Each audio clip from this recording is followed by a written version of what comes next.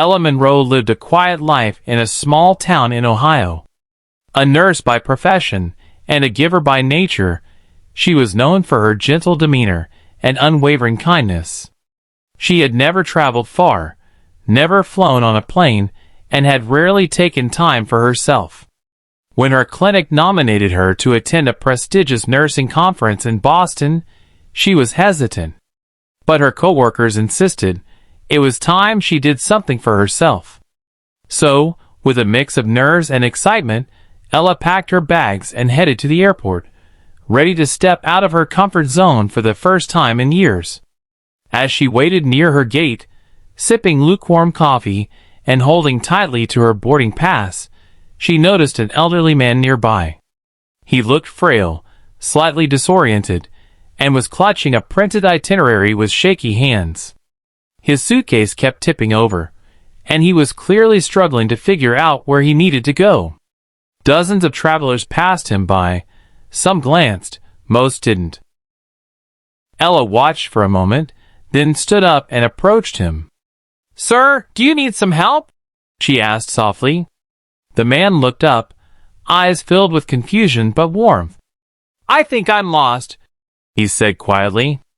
Ella looked at his boarding pass. His flight was leaving soon, but from a completely different terminal.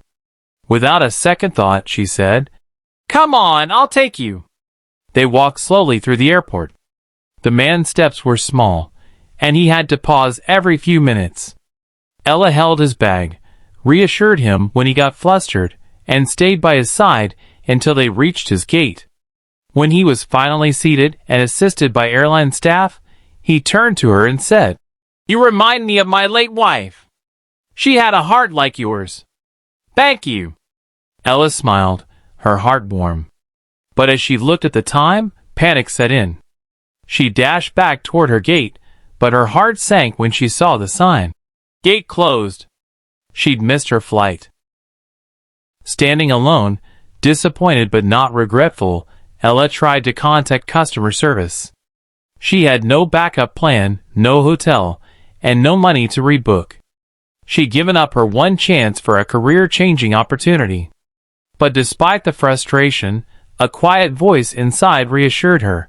Doing the right thing had to matter. Just then, a sharply dressed woman approached her and asked, "Are you Miss Monroe?" Ella nodded.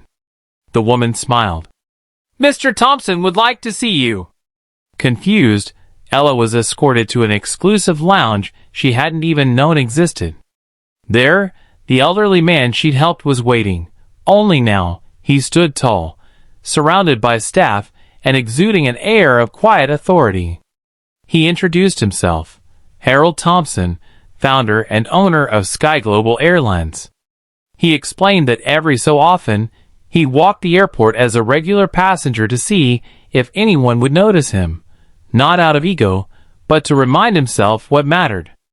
"Most people rush by," he said, "but you stopped, not knowing who I was." Not expecting anything. That's rare. Ella was speechless. Harold continued, telling her he wanted to offer her something in return, sponsorship to grow her clinic or further her education, whatever she needed. Kindness should never go unnoticed. He said. Ella flew to Boston the next morning, first class this time. She sat by the window, overwhelmed by the turn of events.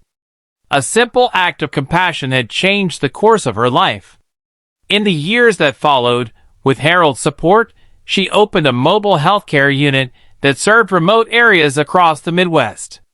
But more than success, what stayed with her was a deeper truth that the smallest choices, made from the heart, could echo far beyond what we can imagine. She never told many people about what happened that day. Not because she wanted to keep it secret, but because in her heart, she knew the story wasn't about her. It was about what happens when we choose to see someone in need and stop, even when it costs us something. Even when no one else does.